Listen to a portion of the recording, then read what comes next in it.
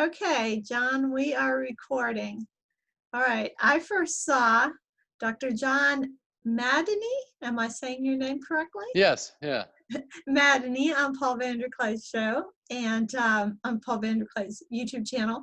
And I was very interested in him and his thoughts because he is a physician and he and I share a number of interests together. And so then he started commenting on my videos. I very much appreciate his perspective.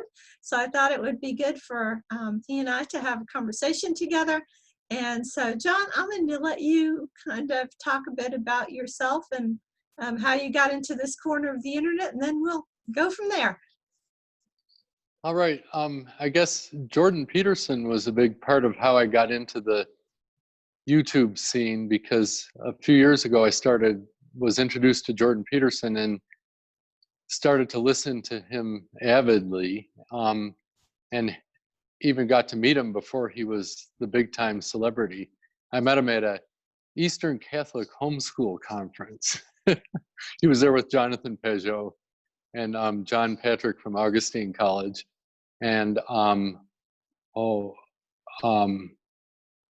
blanking on another person who I've got to know. Anyhow, it was a great conference. And through Jordan Peterson, what I found was the reason he helped me help my patients, because so much of what he says is so clear. And then if you're a Jordan Peterson fan, of course, we're eagerly awaiting to hear a little more from him, because he is indeed special. When you go back and listen, I know we're so into new things that it's like, well, if it's more than an hour old, it's outdated. So anyway, I met up with Paul VanderKlay, and I've listened to everybody on the intellectual dark web and listened to thousands of books and stuff, because I'm basically such a slow reader that until the iPhone came along, I was virtually illiterate. That didn't mean I couldn't read a scientific article, but I couldn't read books practically, maybe a couple a year. Now I can get through a couple in a week if I need to. So anyway, when I'm listening to what's going on, there's this talk about meaning and the meaning crisis, and I sure don't have that problem of meaning. And I think, well, what gives me meaning is helping my patients. And then in that, also, there's this connection, and this might sound like a leap, but it's the way I live, is the whole scene with Joel Salatin and the regenerative agriculture. And I've been following that for quite a few years. And I even have some background in it from when I was way before med school. I was was the research technician at Utah State in the range science department for about 7 years. And so I was studying the seeds of regenerative agriculture in range science. Range science deals with what you can do with land that isn't arable. So it's kind of not a real glitzy part of agriculture, because there's not much money in it. So anyway, when I hear Joel Salatin, I say, that's where the meaning's at. And then Joel Salatin is the one that's really talking about husbandry. And you talked about in your last video, or 2 videos ago, not the one from this morning, about how Joel talks about things almost in erotic terminology. And that is where life is at. And so I thought to discuss that a bit with you would be great, because there's so many intellectuals really don't realize is that the singularity is under our feet. It is not Elon going to capture an asteroid full of rare earths. Now, I'm fine. I think Elon Musk is cool, but I think the best thing he's told us is, and I could be using the wrong word, but he said recently, we have to make stuff. I mean, it's not like you can just print money and expect to find things in stores. So getting back to, if we could realize that now we have enough resources that we can turn our attention to the soil and figure out that soil is nothing like what I learned about in college in the late 70s, early 80s.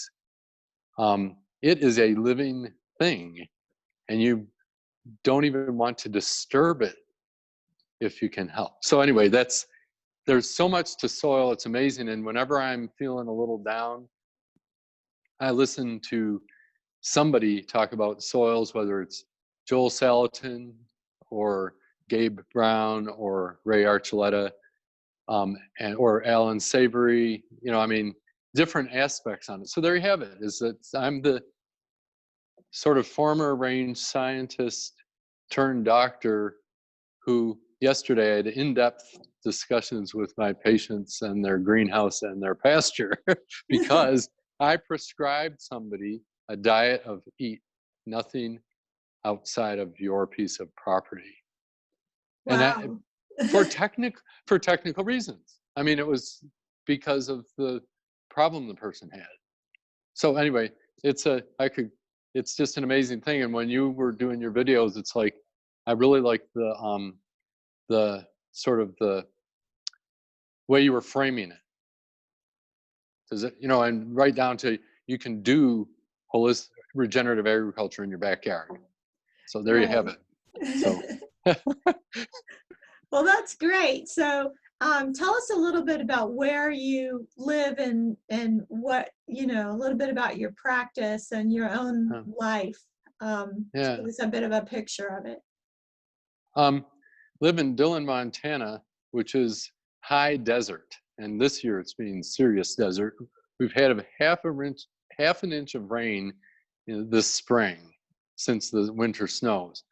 And so it's a beautiful place for me to practice. When I look out my office window, I just see a pasture with cattle in it, Union Pacific Railroad and Interstate 15, no buildings. And so I'm so thankful that the Lord brought me to this place miraculously to be a doctor. And it's just a great place where it's a small enough town, 3,000 people. Some of my patients have had for over 20 years. And to talk to them about how to get healthy through nutrition is so easy. And what I mean by that is that we live in a place you can garden if you want to. I mean, it's too cold, windy, and dry, but if you put your mind to it, you can do it. And there's every different kind of good animal product here, because we have, within a day's drive, you can fish for salmon or the mountain fish, and then there's the wild game. Hunting's a big thing, and then there's folks within sight that are raising cattle, sheep, and goats, and then I have to just walk to get my chicken eggs.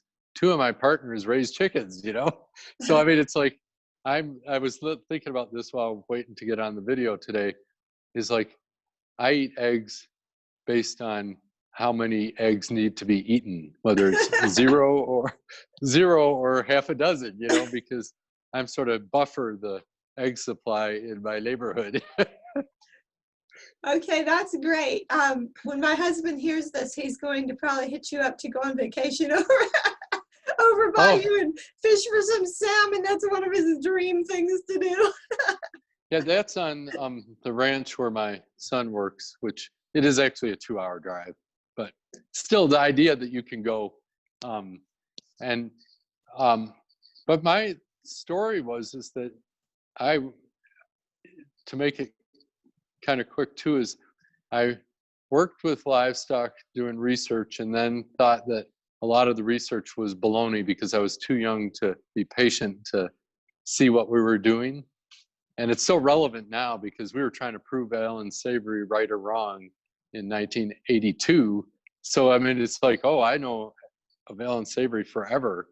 And when I worked on a large cattle ranch out in the desert, I never met the veterinarian. We did have to do some doctoring of cattle and things.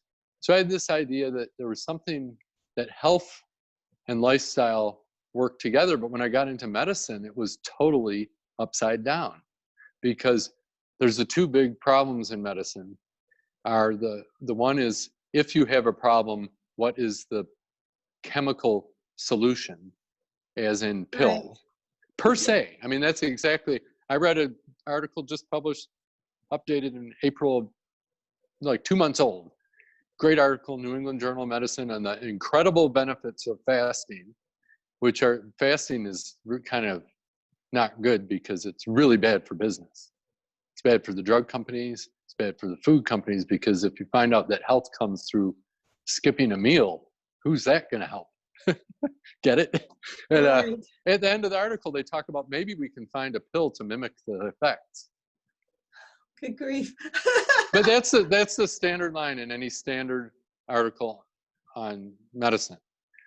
And then the dietary guidelines are lethal, because I tried to be the low-fat guy, and I got fatty liver. And that's a predictable thing, because when you overfeed cattle grain, they get fatty liver. When you overfeed people with grains, they get fatty liver.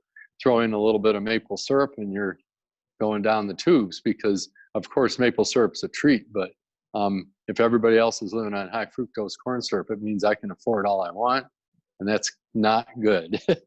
So I prescribed the low-fat diet and saw people get sicker and sicker. And then the aha moment came about,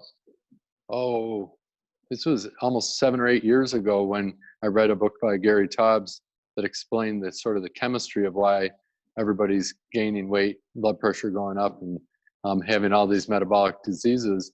And then it was like,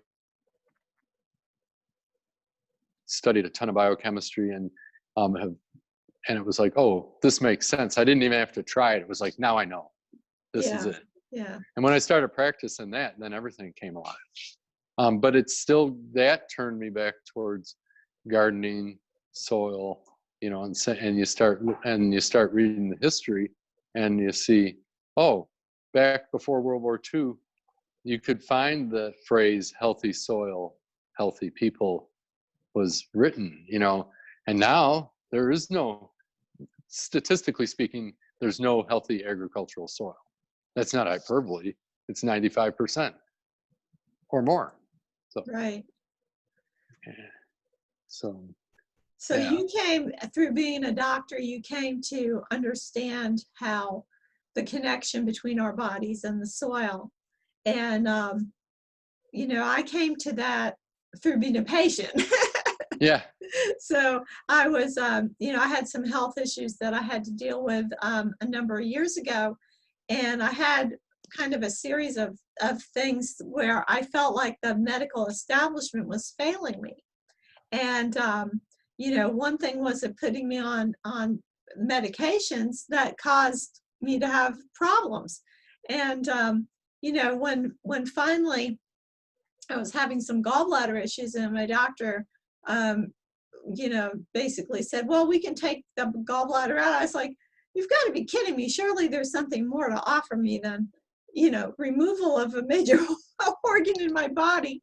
And this attitude that was like that, for that one was the last straw for me. It was like, there's got to be some way in terms of diet to solve this problem. So that's when I found out about doing a high-fat, low-carb diet. And I completely solved my gallbladder problems by doing that, and saw so many other, benefits to my health by starting to incorporate a lot more fat, healthy animal fat, also coconut oil, olive oil, things like that. Getting away completely from the seed oils, the canola oil, those kind of oils, and just, just felt so much better. Everything improved. My skin improved. All kinds of things improved. And so I began to look with a very jaundiced eye toward just about everything that was coming out of the medical establishment, all of the pharmaceutical stuff. I found out that the endocrinology profession has been largely co-opted by the pharmaceutical industry. So you've got millions and millions of women in the United States on, they start off with Synthroid and then on to levothyroxine, which is causing a lot of health issues. with women. It contributes to osteoporosis. And yet it's possible to actually get what they used to give people who needed support for their thyroid was actual desiccated thyroid, dried thyroid from either from pigs or from cattle. And people who change and go on to that instead of the levothyroxine actually see a lot of health benefits. So I just started seeing more and more ways in which the medical establishment, in conjunction with the pharmaceutical industry, in conjunction with the food industry, the processed food industry, was really harming people's health. And also got way more, I got into gardening, doing a lot more gardening, got chickens, started eating a lot of eggs. Yeah. So like you, my husband and I eat a lot, go through a lot of eggs every day. And now I'm looking at getting ducks and quail, adding duck and quail eggs to our diet, because it turns out that the eggs of the different birds have different nutrient profiles. And so if you have a mixture of the different eggs, you're getting more nutrition. So I'm going to be working this summer at adding those eggs to our diet. So I happen to be quite a fan of birds. I just think birds are birds are wonderful. I really like them. Yeah. And the egg sort of solves a lot of vitamin issues. It's like if there are pastured egg in the diet, then there's a lot less you have to worry about. You know, I mean, it's sort of like the organ meat in a very handy form that's very acceptable to almost everybody. Yeah. So, yeah. So the thing that I keep thinking about with, I did want to, and on the soil end of things, is, you know, is the complexity of what's going on in the soil has been, in a sense, it's my perception that it's been discovered relatively recently. You know, even though if you, like, I don't know if you've had read anything by Sir Albert Howard. He was a pre-World War II soils guy. He was into the healthy soil and composting and things, and he was a real thought leader in that area. And the animals that were raised on healthy soils had incredible disease resistance and stuff. But anyway, the complexity of what goes on in the soils is what I kind of like about it. Is it seems like a frontier that's not amenable to thorough scientific investigation, because you can't, it's the extremely not amenable to reductionist thinking.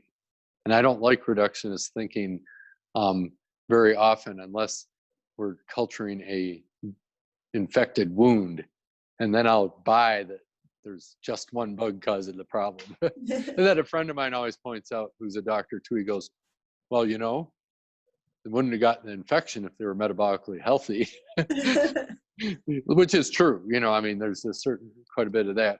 But the complexity of the soil and the ability for soil to solve the problem of meaning, and I don't take this, I mean this seriously, of when you're playing in the soil and it's producing something for you, whether a flower to look at or cabbage to eat, that you stop asking about the meaning of life, in part because you got it. And then there's no end to the productive capacity. So we are so far from tapping into the productive capacity of the world, it's mind-boggling. Does that make sense? I mean, Joel Salatin kind of proves it, but there's areas that I have two people I met in the past week, or two people I know, who I was discussing how they're well off buying. One was buying 720 acres of unused land, and another was looking at buying 140 acres of unused land, other than cutting a little hay. And it's like, these bits of land are irrigated by rainwater. It's like, what could you do with that?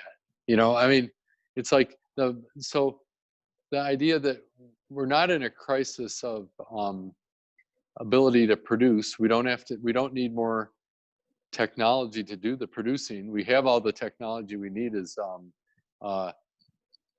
basically things like a utility tractor and an electric fence and some PVC pipe, and we could go for 20 years without a new invention in agriculture and do great. So just and every place you go, every square foot of soil is different, and how you can build it up over time.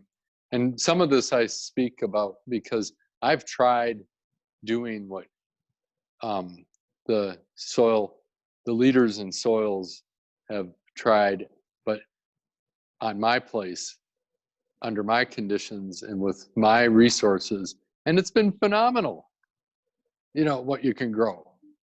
And Right. in But a see, high desert. you're taking the time to get to know your own area. And that's one of the key things, I think. You're taking the time to get to know the particular piece of property that you're on. And Exactly. what works for you is not going to work for me here in Georgia. And it's not going to work necessarily for someone in some other zone, some other part of the country. That's why I think that this business of a family staying on a piece of property for a significant period of time from multiple generations so that they have an intimate knowledge of that land and have a commitment to that land is so important. We can't have, if we have an extractive mentality and treat it the way we would treat, like I said in my video, treat it like a silver mine. How much can I extract out of it before I move somewhere else? Then we're going to degrade that capacity of the land to be productive over time instead of increasing its capacity.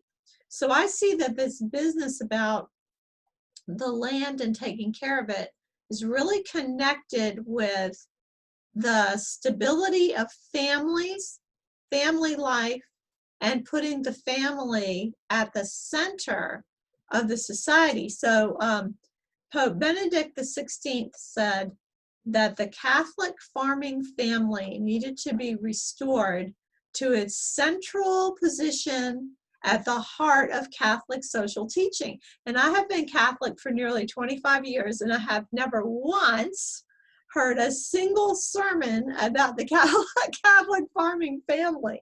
It's like, it's a complete disconnect between what is recommended as a way of life versus what, really when you go in deeply into the teaching of the church and what it says our relationship should be to the soil and the way an economy should be structured, it's very disconnected even among Catholics. I don't think most Catholics have ever even heard that. Right, and that's the that from the spiritual end. Actually, it's funny how there's so many. Several things come to mind. One is that from John Vervaeke, the different kinds of knowing. It's so funny because I can't repeat them fast, but I understand them. It's do you know your land? And one of the things that got me when I was in range science was I didn't know about reductionist, the term, was that every step I took, I said, this is a different piece of land. Everything is different. How can you say that there was no end to what you could know. But anyway, the thing that got me into gardening actually was reading in Deuteronomy, and I said, I'm going to do something that could be blessed. Oh, how cool.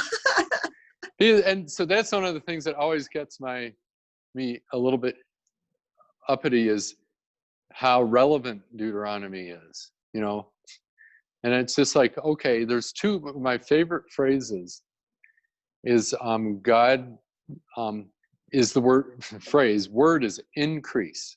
So that idea that there could be more produced next year than this year. And that's regenerative agriculture is demonstrations of increase, the land being more productive year by year. And then also God blessing the work of your hands, which I may happen to be, and I just say it, I can do all the trades, like carpentry, electrician, plumbing, all the, because that's just, I love doing that. And so if you're doing things that God can bless the work of your hands, so you're out in the garden and you're building your little high tunnels, hoop houses, whatever you want to call them, to moderate the weather, and then you plant things, and it's still, if God doesn't give you at least enough warmth that everything doesn't freeze out, if he doesn't bless the increase, nothing's going to happen, so it's sort of that. So that has always been like, am I doing things that I know are good, and producing some of my own food is a sort of puts me in a dependency state on God's benevolence. That's one of the things that I have often thought about in working in the garden, is that I am dependent on God when I'm working in the garden. But there's a sense in which, as living, in the United States, having a husband who works in industry, and that income coming into my home, and having access to a grocery store and all of that, I know that if I fail, I'm not going to not eat. Right. I mean, if I can't grow something, I'm not going to starve. But at the same time, when I'm out there and I'm working on the ground, I'm working on growing the plants, weeding, watering, all of that. When I'm doing all of that, I recognize that there are many people on this planet who are doing the same thing and don't have the backup of another income coming into their home, grocery stores near them, or access to farmers markets near them, that they are actually extremely dependent upon that land, and upon God, and that they don't have these backup things. So what I try to do is, if I'm out, in the sun and it's hot and I'm sweating, or, I'm doing something that is physically difficult, that causes maybe a little bit of suffering, the amount of suffering that I get in my life. I try to offer that in solidarity with the people who are completely dependent upon these things.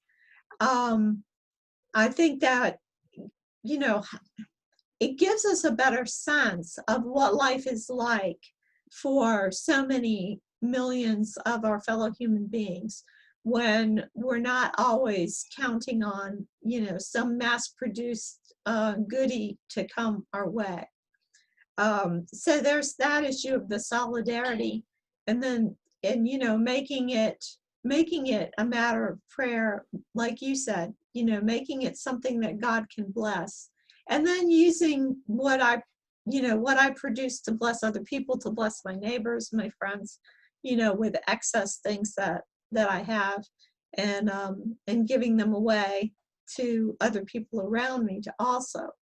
So, yeah, I think all that is very good. I want to ask you, you mentioned about going to a Catholic homeschool conference. Right. Was that in your local area? It was in Seattle. It was in And, Seattle. Oh, okay, so you went to Seattle right. for that. It Okay. was a kind of funny deal, because we were done homeschooling by then. Oh, were you? And it was just, had heard that Jordan Peterson was going to be there. Oh, he was the draw. I have to say, and that's where Jonathan Peugeot, which you have to really listen to for a while to start getting how much he has to offer. I mean, you just have to believe he's saying something worth hearing for a while. Oh, yeah. But anyway, it was a funny conference, because half of the people there were young single men like one guy, I said to him, asked him, what's your background? Oh, I do software at Apple. And what's your faith background? Atheist. But they said through the whole thing, it was great, you know. So, so because that was before we were Catholic, actually. Okay. My wife and I joined 2 years ago. But I Oh, grew up okay. in the Dutch Reformed, same as Paul VanderKlay's background. And so that gets back to the, I always think during the Mass, the fruit of the vine and work of human hands, fruit of the earth and work of human hands is like this mix of what we do and God's benevolence gives Right. us life, gives us life. And I don't want to bash the technology. I'm saying, and this I got from actually from Jane. Are you familiar with Jane Addams? I mean Jane Jacobs. Jane Jacobs.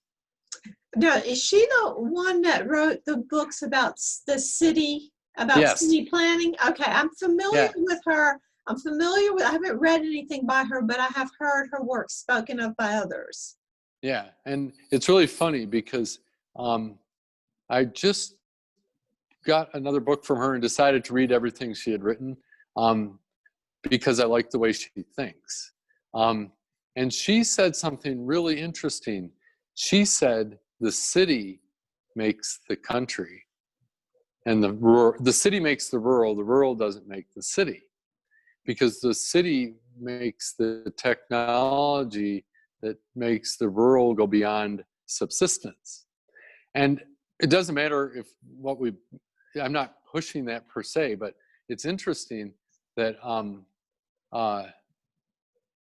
like the idea, because now what can fund the regenerative agriculture is the incredible surplus material resource of the city, because that's how people are doing it. And then if you don't have the resources to buy everything regenerative, that's when you get to your garden, you know, and you start saying, oh, I better do it myself. But so anyway, it was interesting because now we have the technology to caress the earth better than I mean, a couple hundred years ago, it was survival. You know, it wasn't easy. You know, your kids didn't necessarily grow up to be, you know, I mean, just staying alive was the challenge. Does that make some? Right. Well, now there's a couple of things on that. It's true that in the industrial processes give us a lot of surplus, and they do that mainly because they're tapping into a source of energy that we didn't have before. In other words, it's petroleum. Petroleum's the thing that Right. we're all living on, you know, Yeah. because the amount of human power that is contained in, like, you know, one little cup, you know, 8 ounces of gasoline is incredible, you know. Yeah.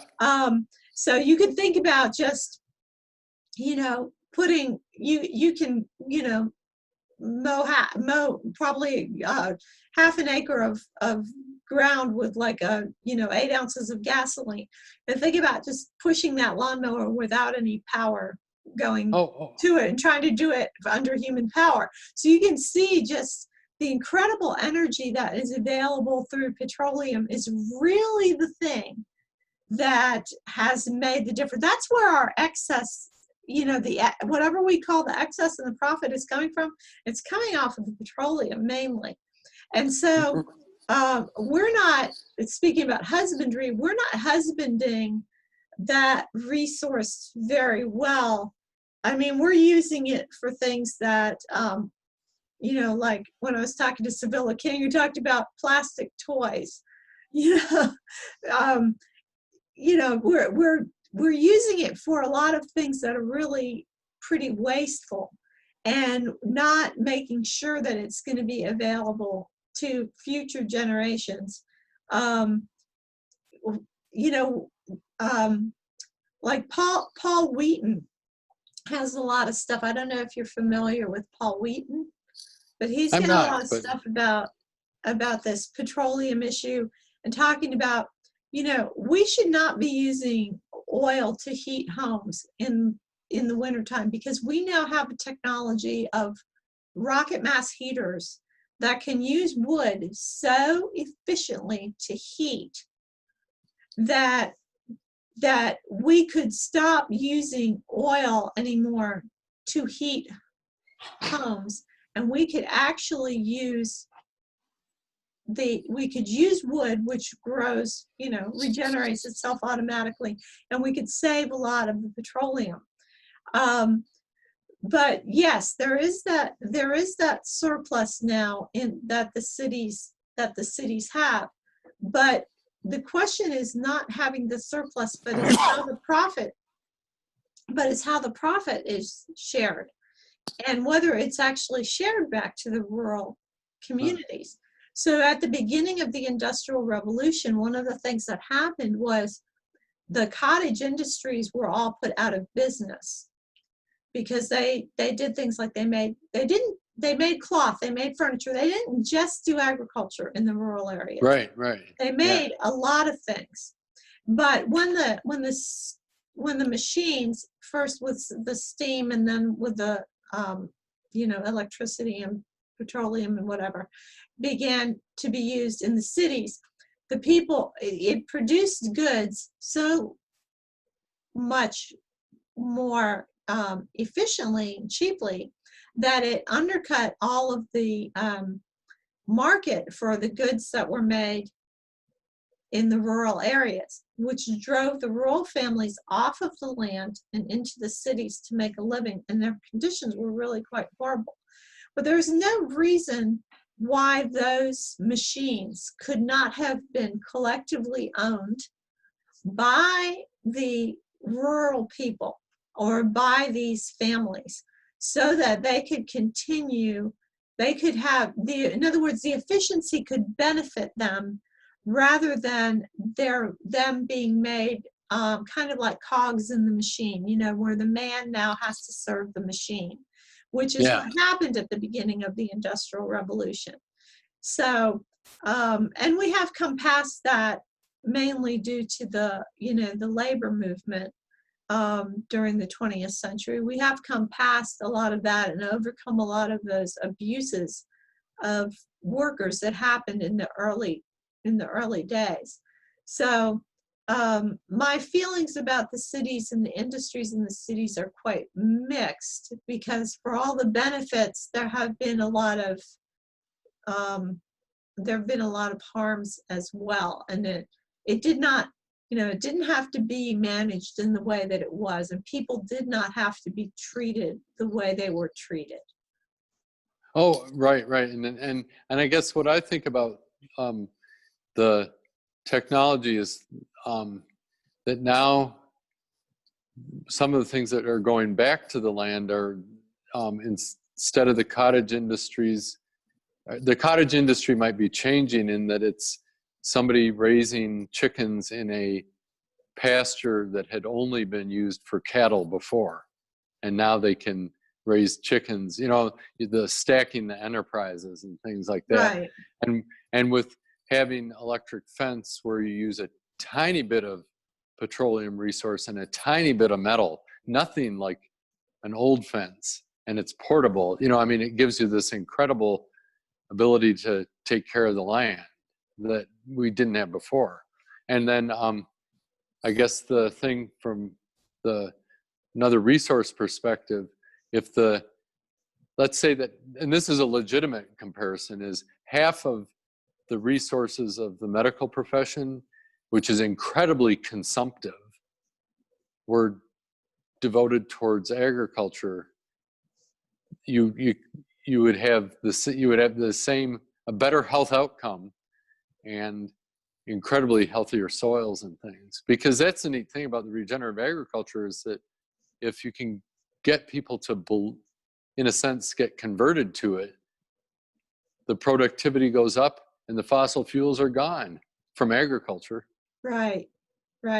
So to speak, but in my yard, my primary input in my garden and yard, because is the primary problem with the soil is low organic matter. So we happen to live in a not too far from town in a rural subdivision. And this year it's actually got to the point where I have I get all the branches that people trim off their trees and Christmas trees and things, bring them to my yard. And I just tell people right off the bat, if I see them with a load of branches in the pickup, I just say, just my house is a lot closer to you than the dump. And if things go to the dump, they get buried or burned. No values comes out of it. And it's either going to turn into carbon dioxide polluting the atmosphere, or bury it and turn it to methane polluting the atmosphere. And so I can chip and shred as much as, all the tree limbs and stuff I can get my hands on for way less energy than somebody can get it to the dump. Right. Because, it's phenomenal. And that is my primary input so I kind of get a kick out of diverting stuff from the dump into my yard and garden. So that's one of those examples of, well, I got a little bit of the idea from Joel Salatin, of course, because he's got the manly man chipper shredder. Mine's a little bit smaller, but for a good reason. I can't shred anything that isn't high nitrogen to start with. Have you ever heard of ramial wood chips? What kind of wood chips? Ramial, as in branching. Yeah. It's basically small enough that it only takes branches that are of a diameter that it's all living tissue, and not heartwood. And that can go straight to the garden without any worrying about any carbon nitrogen issue. Okay, the so grass, it's not gonna pull nitrogen out of the soil then. Right. And that's why I got the size I got. It's like I won't be tempted to put anything big in it. And it's still substantial. You can do a Christmas tree in a couple of seconds, so to speak. So anyway,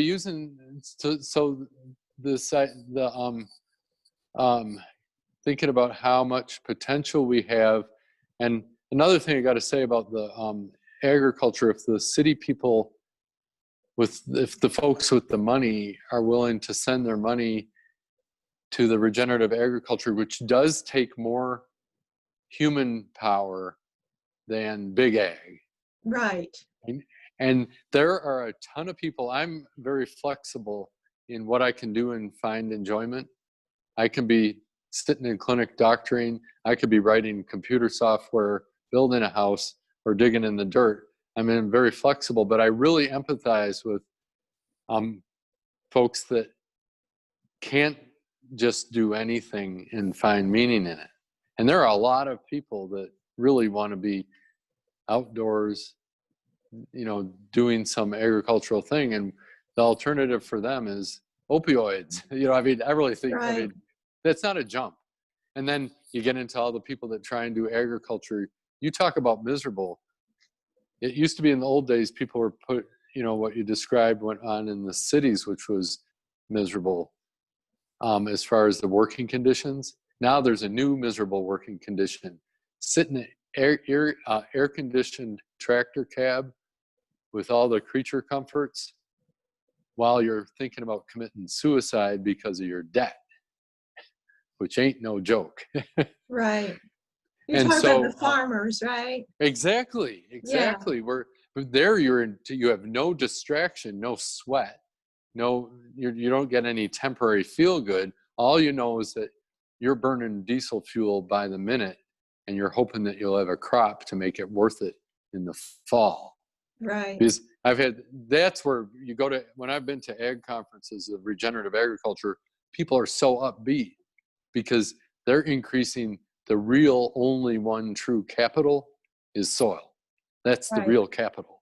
Everything else could just be trashed tomorrow, because we don't need it anymore, or it's a liability, So anyhow, it's just want to I'm love to get the word out that there's incredible potential in our backyard. Wherever there's a lawn, there could have been a garden. I mean, I look at our whole country as it's fallow compared to what it could do. And I know that I have some sort of knowing, according to John Vervaeke, that is beyond reading it in a book. Yeah. Yeah. You know. Well, and you had said to me on the phone that the conversation in this corner of the internet was it was very intellectual, but it was disconnected, right? It's disconnected from the earth. And that was how I felt when I first heard Jordan Hall and John Vervaeke talking together on Rebel Wisdom one time. And I had said this to Paul VanderKlay, that I felt like they kept floating up into higher and higher levels of abstraction as they were talking. And I wanted to pull them down and say, guys, what are you eating? What are you feeding people? Because I even said, like, I think his under one of the guys sang stocks, and what a darling man he is too.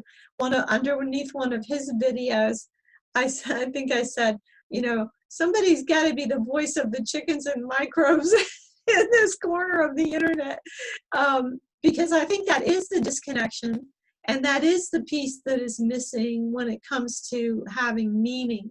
So when I talked to John Vervaeke a couple of months ago talking about meaning, I talked about, you know, priesthood as being this human function that is where meaning is found, where we take, like you mentioned, the words in the Mass about, you know, the fruit of the vine and work of human hands, where we're taking things and we're offering them up, but we're bringing the blessings of God down into our community. And that is, I think, how men will find meaning if the community sees them making a contribution, they see themselves making a contribution, then they know that their work has meaning, and that the more that they tend to their work, the more meaning they will find, and the more, the word was mattering. That was the word that John Vervaeke used, that they want to feel like they matter to their community, and that what they are doing matters. And if the more that what they do matters, the more they matter. It becomes a virtuous cycle that feeds on itself once they start. And I think, you know, some of the things you're saying are right, that some of these young men that are, you know, feeling like they're bereft of meaning, if they would just go out and start growing something and then start sharing it with others, they'd start to locate themselves in their role with regard to the earth and the soil, and they would find meaning. They would feel like they matter, and they would matter. Yeah. You know, so. And that's right. And I still so appreciate the philosophers. I mean, like, I've been listening to a ton. Well, this past month I was off of work because of a new hip, and so I listened a little bit more than usual. But actually, I can usually get a few hours of YouTube every day on double speed while I'm between things. Mm-hmm. And so, but I really appreciate what they're doing, because the political end of things is totally meaningless. I mean, this was really funny. Today I emailed my U.S. representative about something that's happening next week, and he knows me by name, you know, because Montana, you do have access to Washington a little bit better than if most states, because there's so few of us. Right. and he wrote back and he said, this is just this morning. He goes, I can talk to you about it after the election, and he's running for governor. Well, it's like, that's after June 15. That's when I needed to talk to him, because it was about the U.S. dietary guidelines, which are what's making everybody sick. Right. And so these politicians are so, I said right in my short email to them, it was June, and it's like, well, I can talk to you about this in November. It's like, I don't think so. And so the politics is meaningless, and what's going on campus is close to meaningless, and all this stuff, and the people that think technology will save us, and like you said, maybe it was before we got going and recording, was if we didn't get any new communication technology for a couple of years, life would be grand. And I live on it every minute, but Yeah. I don't need more fuzziness in how things, more algorithms hitting Yeah. and having. I don't need any more updates. No more Right. updates. Yeah. Stop And that, things guys. becoming. And again, I'm the tech guy. I'm always, whenever there's going to be something new, I still want to be there. But it's like I'm trying to do damage control. So anyhow, I'm continually trying to get the word out about the potential beneath our feet, as opposed to where everybody else is looking for it. And it kind of fits into Jordan Peterson's clean up your room. It's clean up your yard. And that's exactly what I was doing this morning, was finally everything in my yard is where it belongs right now, which is a pretty big deal. You got it on me. But it's because I'm laid up, and so I was preparing to be incapacitated from surgery, and that's the result, is that, and Yeah. surprised that I could do a little bit after surgery, but it's really slow when you're walking around with a crutch and picking at things. But you also find out that a crutch is kind of handy sometimes, because it gives you a lot of reach when you want to move a garden hose or something. Then whatever. So that's the word, is the potential, and how to get people to realize that. Well, how does this, now you mentioned about, the words in the Mass, but how does this perspective kind of line up with parish life? Like, is the parish a place where these things can have some implementation, and where you're able to help people get involved, or understand how they're being impacted by a materialistic system that is really forcing them into, or not forcing them, but persuading them into a consumerist lifestyle that is really bad for them, bad for the soil. How do you see this as, connecting up with parish life? Have you been able to make any headway within your parish? A little bit, because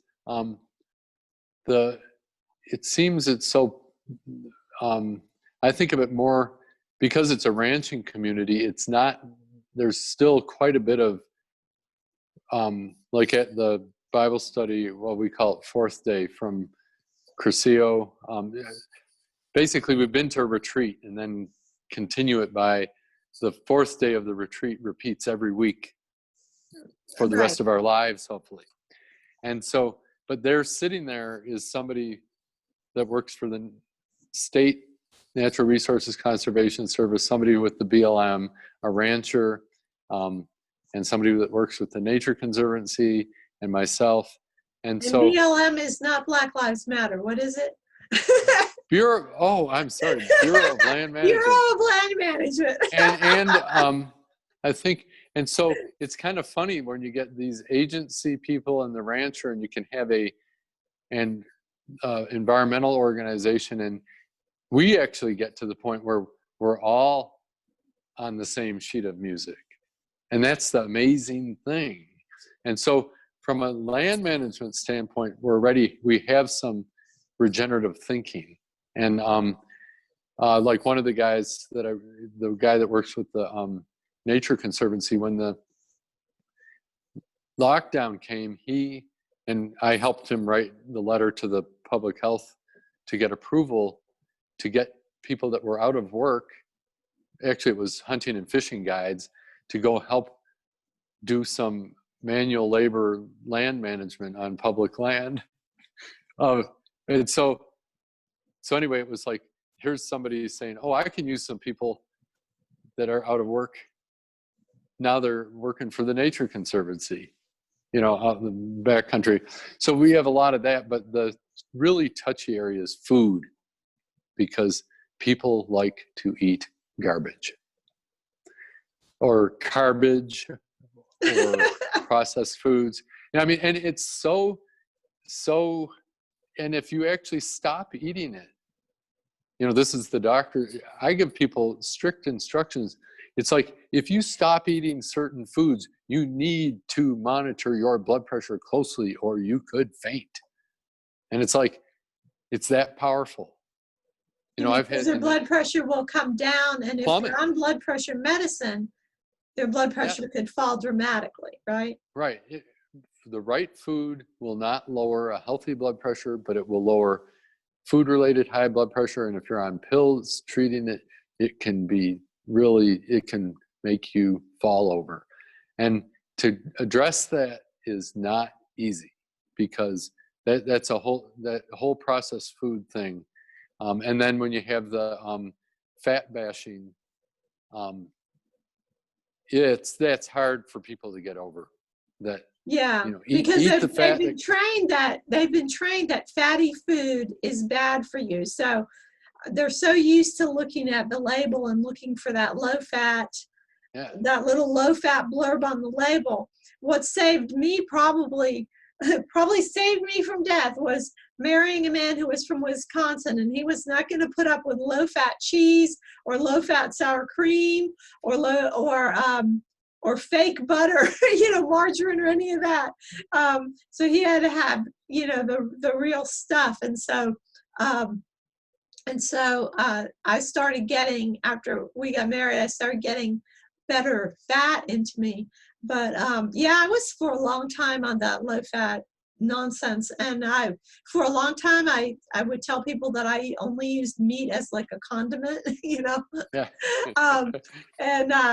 And boy, what a difference when I started eating the way that human beings are supposed to eat, and grass-fed meat and grass-fed butter and all of that stuff. It just made a tremendous difference. So people do need to be converted on that. Now there's a whole nother push against that coming from the climate people, claiming that the cows are making the methane and causing the global warming or contributing to it and all that, without the realization that cattle properly managed on the land actually sequesters carbon into the soil. Yeah, and there's nothing like it for carbon in the soil is a huge buffer against drought.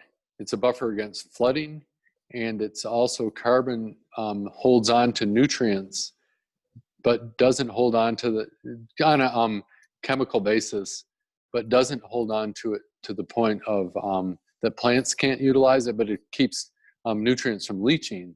So, and then there's so many farmers and ranchers have done the proper management work and have sequestered the carbon. I mean, it's a done deal that you measure the soil carbon and it's way up from where it was. So but it's basically that's a huge story of the bashing meat is a combination of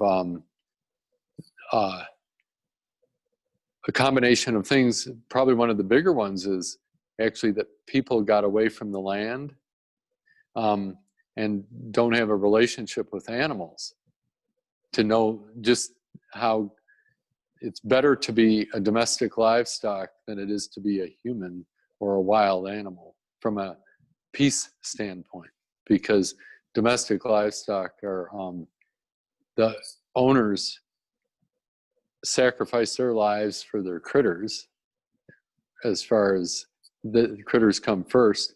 And it's not really pretty to be a wild animal in the wild. Because if you posted pictures of what wolves do to deer on some media, they would be taken down. Right. You know, I mean, that's the big. Whereas I saw a clip the other day, and I've got to learn to make clips of some happy lambs running from one pasture to another, and there's nothing better than being a pastured lamb under a regenerative agriculture. That's just all I have to say. I mean, it's way better than, and then humans, we still have to find meaning in suffering. Our life is full of worry. I mean, even with our faith, we still have to work at just being glad to be alive is a good, I mean, that's a work.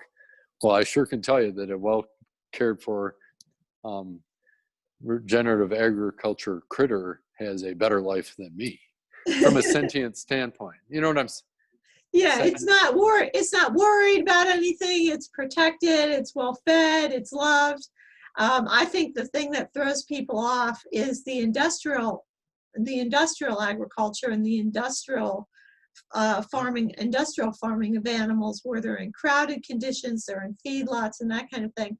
And people don't realize that there's a whole nother way to produce meat that is, that is actually wonderful for the animals. They have quite wonderful lives. Like Joel Salatin says, my animals have a wonderful life, and one bad day, or maybe it's not even a bad day. It's seconds. Yeah. And the funny thing is, though, is that I look at that from a environmental standpoint, not animal welfare that much. This is why I say that is, it's a funny thing how humans congregate in high rises. Humans seem to like to bunch up and do the unnatural thing too. I'm not defending feedlot agriculture. I'm just saying that humans are weird too, because they congregate in cities where they can be tripping over each other and not having any way to use their energy other than riot. And anyway, I better shut up on that. You can clip that. Well, I think that humans are way too concentrated into the cities, and I think that a large part of that has to do with one group of people wanting to exercise political and economic control over other people. I would like to see more kind of like a re-villaging, a re-villaging of our society with a lot more small human settlements. And we can do it now because we have the internet. We can connect all the villages and still have still have all the benefits that you have of whatever benefits there are in city life, and you can have them more spread out. We don't have to live under those conditions. Well, look at Joel Salatin, who I had thought after listening to him on Joe Rogan, and then this morning I heard him. I learned a lot more about him than I ever knew about his life or his dad's life. But anyway, saying, look, there's somebody that it would behoove half of the people on Earth to watch the Polyfaces documentary. Oh yeah. But then the work is to, and so through the internet, the usefulness of cities just got downgraded big time, because all the thinking and sharing ideas, we're doing it right now. I mean, and the stuff that I've alluded to, if you drill down, there's more to it than I've said. It's not illusion, because you've seen it happen, so just like a utility tractor with a hydrostatic drive, where you can just tap a pedal going forward, reverse, throw a chipper shredder on the back. So it takes the true backbreaking work out of a farm, and then some electric fence and black poly pipe so that you can get water where you were. And that type of thing makes regenerative agriculture way more possible and believable. The internet says, oh, we can connect our good ideas instantly, you know. And that's how, so that's a wonderful thing. So I guess there's lots of hope, and it's getting back to the, for me as a Catholic, saying it's all there in the doctrine, it's all there in the Bible. How come it's so meaningful to me? How come I can't share this with others, that we have all the answers if an answer is a direction and not an arrival? Because I'm super anti-utopian, and all you have to do is, there again, go to the garden and you will see that there is no utopia, because the gophers are out there right now. Sometimes snakes. Right. I mean, and so we don't have the, you know, so it's a constant trying to caress it, though, because I'm not trying to kill all the gophers. I'm just trying to control them and stuff. And it was so funny the other day, I told the neighbor professor walking by, I said, you know, I'm just the apex predator. Thank you, Mary, for just, I mean, I realize I need to do that job, but I love what you had said the other several videos ago. And he just says, I can be a vegetarian because I can take advantage of technology. And it's like, yeah, but it isn't, that's not a long-term solution, because the only way we could all be vegetarian is through fossil fuel food.